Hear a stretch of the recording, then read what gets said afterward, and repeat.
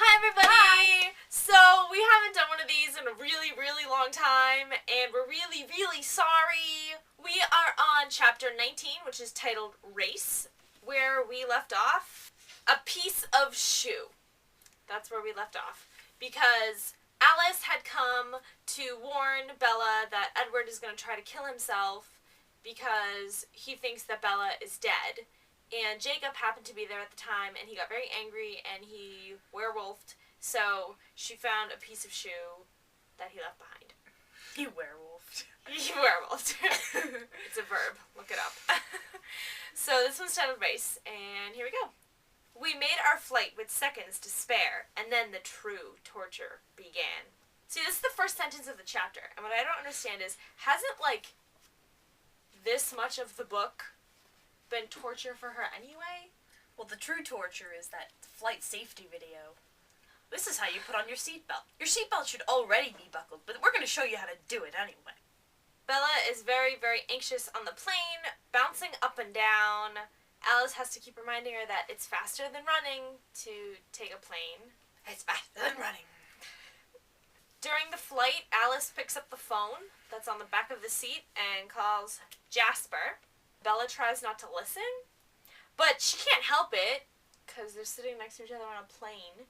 All we're getting is snippets. No, you can't. What do you think he's going to do? Well, go after Emmett. Bella is the only chance. I know. And I love you. She hung up.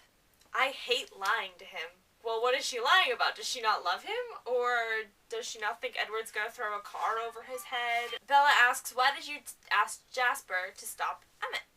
Why can't they help? First, that if Edward tried to kill himself and Emmett could get his hands on him, they might be able to convince Edward that Bella is alive. But he'll see them coming, so he'll just act faster and throw a Buick through a wall or something.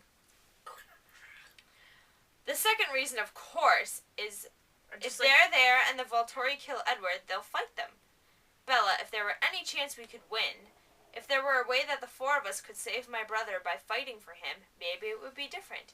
But we can't. And Bella, I can't lose Jasper like that. Aw, okay, so she does love Jasper. She wasn't lying about that. That's good. So then Bella says, well, can't you just mind tell Edward that Bella's alive? And Alice says, if he were listening, but it's possible to lie with your thoughts. And I would be thinking, she's alive, as hard as I could. I ground my teeth in mute frustration. Yeah. Oh, it now has to be mute. Alice says, if there were any way to do this without you, Bella, I wouldn't be endangering you like this. It's very wrong of me.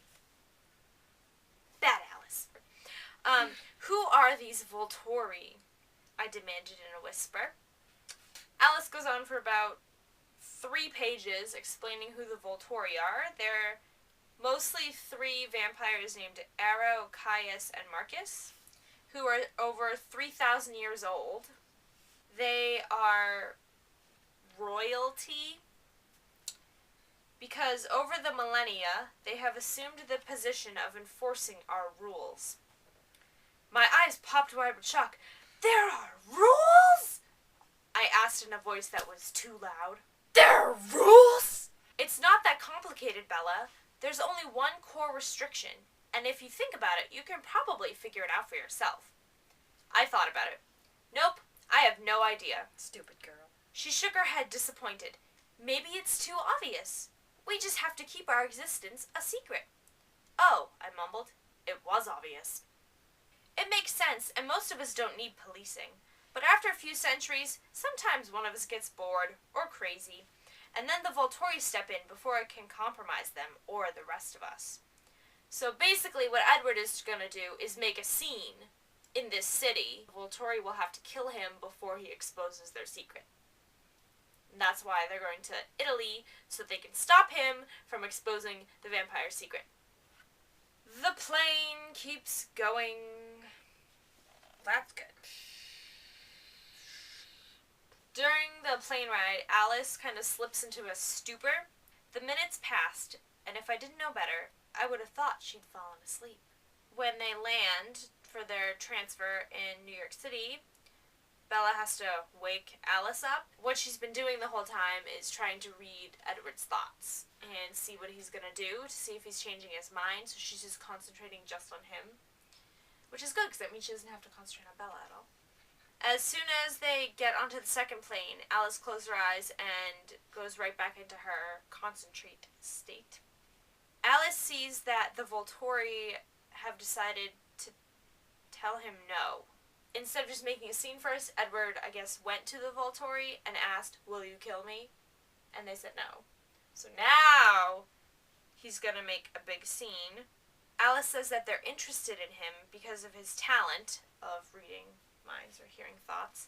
They're going to offer him a place with them. They think that destroying him would be wasteful because he has a gift, and not all vampires have gifts, and his would be especially useful, so they don't want to kill him. On the plane ride, Bella asks Alice to change her into a vampire. Right there, on the plane. And Alice says, "No, you can't do that. You have to be reasonable. You're going to be writhing in pain for days. And I don't think the other passengers would react well." Vampires on a plane! With these mother effing vampires on this mother effing plane. Alice also says, "I'll probably just end up killing you." So Bella responds, "I'll take my chances." And then Alice says, "You are so bizarre, even for a human." And Bella says, "Thanks." Alice wakes her up again, saying that he has said no to being in their group. Ooh. And now they're getting a little pissed off at him. Alice sees what Edward is going to do in order to make a scene. He's just going to walk out into the sun. He's going to keep it simple. The image of Edward in the meadow was burned into my memory. No human who saw that would ever forget. The Volturi couldn't possibly allow it. "We'll be too late," I whispered. Alice shook her head. Right now he's leaning towards the melodramatic. He wants the biggest audience possible, so he'll choose the main plaza. He'll wait until the sun is exactly overhead. They're landing in Florence. Bella asks, "How far is it from Florence to Volterra?" Alice replies, "That depends on how fast you drive." "How strongly are you opposed to Grand Theft Auto?" Oh, apparently not much, because the next paragraph has them turboing in a bright yellow Porsche. The least conspicuous car. Yeah, ever. "Sheesh, Alice," I complained. "Could you pick a more conspicuous car to steal?" Oh no, I'm thinking like Bella. Oh god. Alice is weaving through the thick airport traffic, sliding through tiny spaces between the cars as I cringed and fumbled for my seatbelt. Where is it? Yeah, seatbelt's really gonna help you, Bella. Yeah. As they approach the hills, she says there's something going on. Some kind of festival. What's the date today? Bella says, "I wasn't entirely sure. The 19th, maybe?" "Well, that's ironic. It's St. Marcus Day. The city holds a celebration every year. As legend goes, a Christian missionary, a Father Marcus of the Volturi, in fact, drove out all of the vampires from Volterra 1,500 years ago. It's become more of a celebration of the city, and recognition for the police force. So Edward's going to try to reveal their kind on the day of the festival, saying that all the vampires have gone." In the very location that they were Yes. driven out of. Yep, high noon at underneath the clock tower. Alice says, "I'm going to get you as close as possible, and then you're going to run in the direction I point you. Try not to trip. We don't have time for a concussion today." I groaned. That would be just like me. Ruin everything. Destroy the world in a moment of klutziness. Yep. Yes, that is completely it. As they keep driving, Alice says, "There," pointing to a castle city atop the closest hill. "Volterra," Alice announced in a flat, icy voice. Bella is going to try to run and catch Edward under the clock tower, well, hopefully before noon, so he doesn't reveal himself to all of The citizens of Volterra. the citizens of Volterra and get killed by the Volturi because he thinks that Bella is dead. I don't know if a recap is absolutely necessary for this chapter. Vampire on a plane and in a bright yellow Porsche. Yep, that's all this chapter was. Just getting from Forks to Volterra. The next chapter is called Volterra is chapter 20. We really appreciate you guys watching. I've noticed that we've gotten lots of comments lately, which is awesome. If it weren't for you guys, we wouldn't be doing the last 5 chapters of this because I am so sick of Bella Swan right now. I could burn this book. Well, once again, we really appreciate you guys watching, and we'll see you for chapter 20. Bye!